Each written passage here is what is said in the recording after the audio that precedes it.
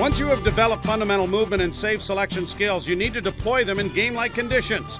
These drills are designed to replicate common situations goalies face in their games.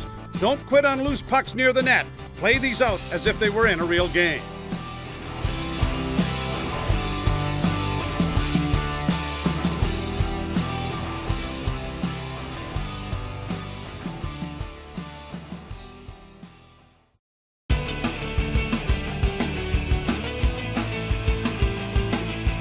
The goaltender squares up with full respect to the man at the top of the circle. As the puck is dropped down for a low walk, the goalie drives back to the post and sets up a post leg up position. In this first setup, the player is only allowed a quick step and release, simulating a man with limited time and space. The goalie must deny anything short side and deny any puck access through him or under him.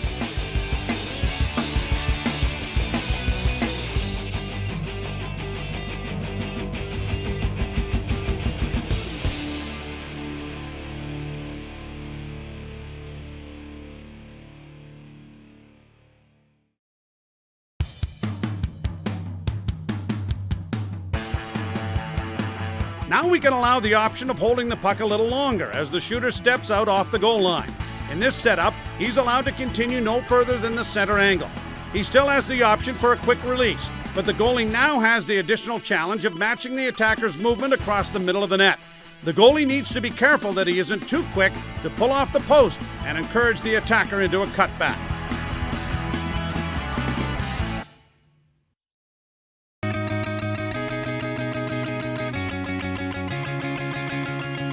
All options are on the table. The attacker is free to go all the way across to the far side of the net if he chooses. This simulates a skilled player walking out with plenty of time and space, which makes the goalie's job very difficult.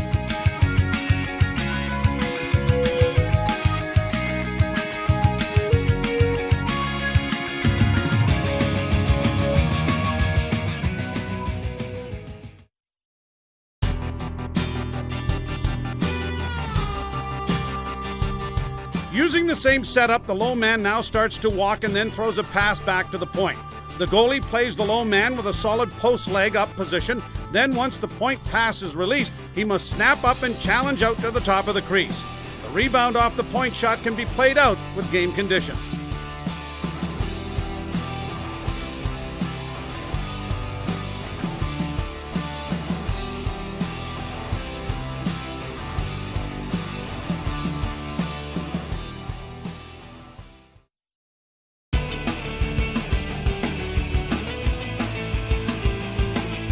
The initial attacker sets up down low and begins to stick handle in place, as a player might in a power play zone setup. Without warning, he can fire a cross-crease pass to the man on the back door. The goalie has two jobs here on this drill. He must get his stick involved in the pass if it comes through his limits, and if the pass is successful, take care of the low net on the one-timer. The pass is clearly far easier to cut on the goalie's blocker side, and the initial passer is encouraged to shoot directly at the goalie if he senses any cheating going on. Have the backdoor one-time shot aimed at the bottom half of the net.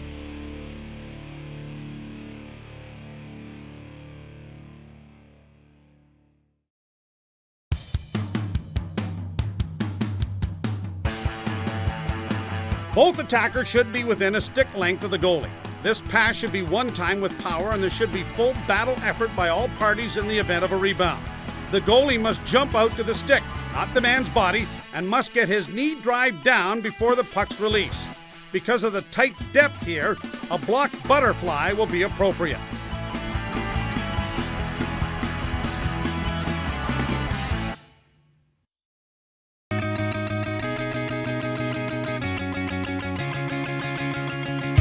Now the pass receiver has a little more separation, by definition likely more net to shoot at. The goalie must be quick to gain the top of the crease and should have some very limited time to react to this puck. Again, there likely will be a rebound on a hard drive from this depth. Full block and battle mode applies here on kill zone rebounds.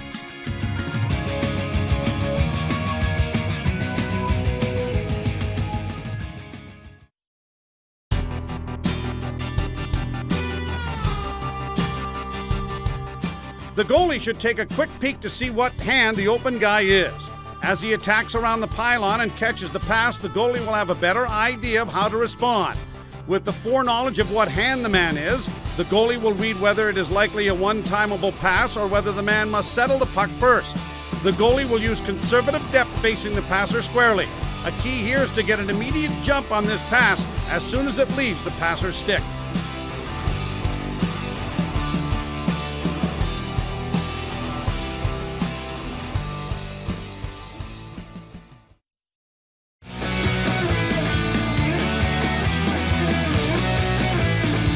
A puck is slid into the goalie, who will take 3 to 5 feet in front of them. When the puck is full settled and the attacker should launch in, pull the puck immediately one way or the other. The goalie must respond with a quick diagonal butterfly in the appropriate direction. The goalie must maintain great stick discipline so the attacker can't slide one back through the goalie. The attacker is not permitted to use fakes of any kind and must use quick puck adjustment with his hands open up at the net.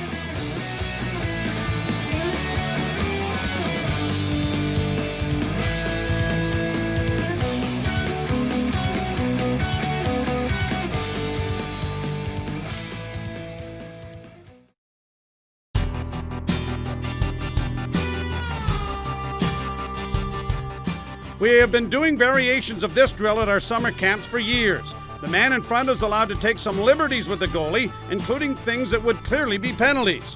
We want goalies to compete, battle, and not succumb to traffic and interference. You must find this puck at all costs and not allow the man in front of you to stop you. You will never get this level of distraction in a game, so by definition, improvement in this area will really show up in your performances.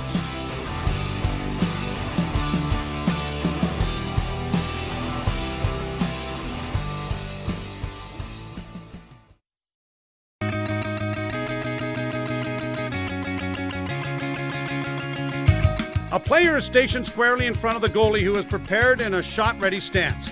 Without warning, the player will pull the puck laterally to open up the net. The goalie must try to respond with a diagonal butterfly slide, keeping great stick discipline and all of his holes filled. A smart goalie will try to smother the aerial angle by trying to get his glove or blocker as close to the puck as possible as it leaves the stick.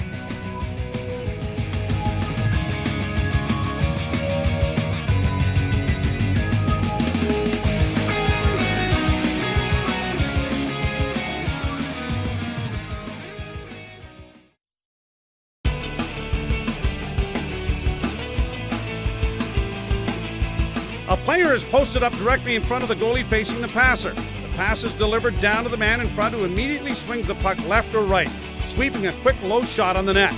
This player needs to push the puck laterally before sweeping it at the net to force the goalie to respond with an appropriate diagonal butterfly slide. The goalie must try to get their whole package of coverage over to the release point instead of simply extending his leg, as this will create gaps in the low net coverage.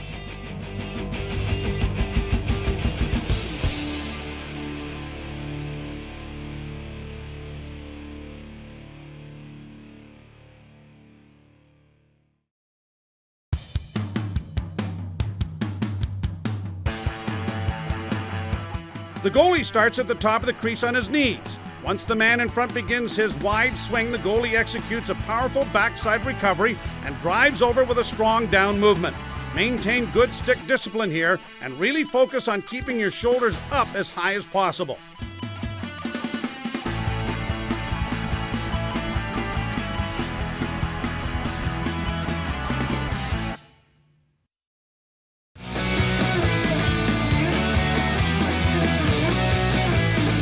One player camps out in the slot while the man behind the net moves back and forth with the puck in a confined area directly behind the net. He is trying to feed the man in the slot with passes through the goalie's crease. The goalie here tries to use a blocker post lock and stay visually locked as the man dances behind the net. Passes should be cut off if possible, and if the puck does get to the slot, an explosive depth gain is needed to have a chance. A variation we like to use involves moving the shooter off on the angle near the face-off dot. The premise of the drill is the same, but this setup stimulates a very common scoring threat position. To add a truly tough variation, we station the player at each of the defensive zone dots. Now the passer behind the net has two options, and any goalie will find this one a challenge. Trying to get a stick on all tight passes and getting out to the top of the crease are the two key elements of this drill.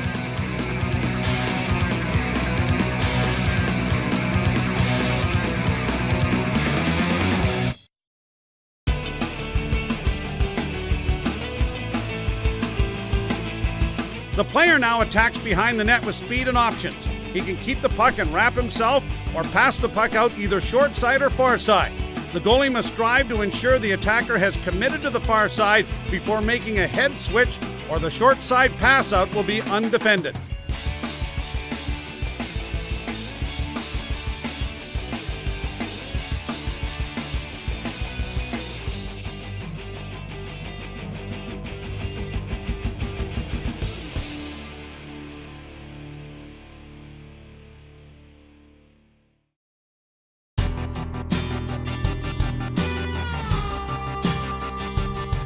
This drill is designed to make the goalie read the pass direction and choose the appropriate response. If the pass to the back door is tight, he will need to get there in a powerful slide, and if it is passed up high to the top of the circle, the appropriate choice is to get there on his feet and respond from that point. Too many goalies today are simply sliding laterally when the puck is too far out. Remember that butterfly slide are to be used when the play is in tight. Notice how Freddie develops amazing momentum by starting backwards and then firing a rapid pivot and slide. Of course, having big league flexibility allows these types of saves to be made.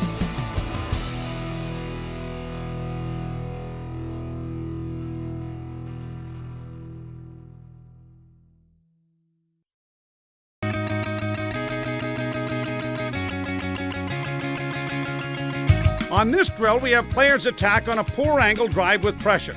This situation will allow a dynamic post leg up approach to be successful. It maintains momentum, closes the 5-hole, and sets up a powerful lateral slide if needed. Ensure you don't use this position if the man has too much separation and if he has little defensive pressure. This drill is also perfect to practice the fundamental poor angle drive approach. In that instance, the goalie maintains his position on both feet until the read is made.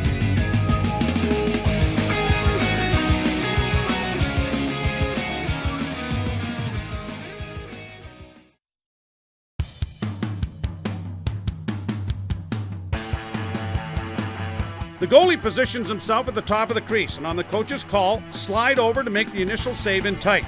Immediately, the player will attack the next two pucks in sequence, forcing the goalie to change directions and explode laterally in a controlled, precise manner.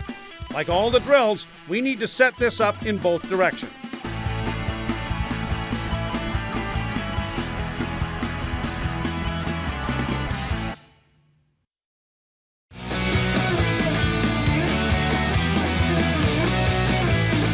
A player centers the puck to the point and drives the net looking for a tip and any subsequent rebounds. The goalie must assess the tip man's hand so he can accurately throw a jammed butterfly into the tip. We must deny access through our body on this deflection with a strong block butterfly.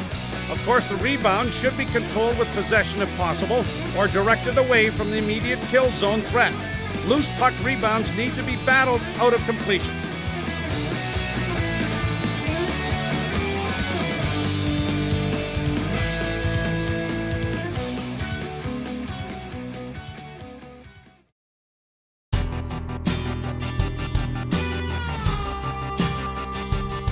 Knee-high shots are snapped in at the net and the tip guy tries to change the puck directionally.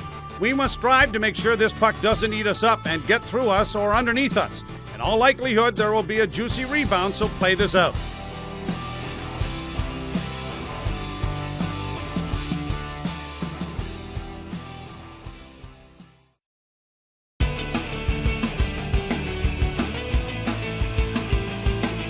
A point shot is directed firmly down to the side net player who attempts to redirect the puck back on net. Work both sides equally and strive to see the tip puck all the way into your body.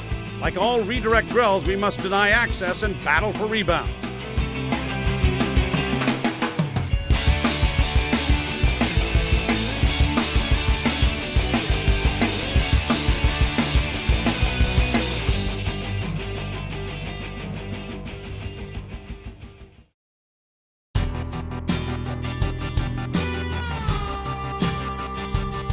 On his own, goalie launches from an upright post hug position at the other side in a tight, controlled paddle wrap. Repeat starting from the other post. As a variation, you can drive post to post while down using the face of the pad to push off each post.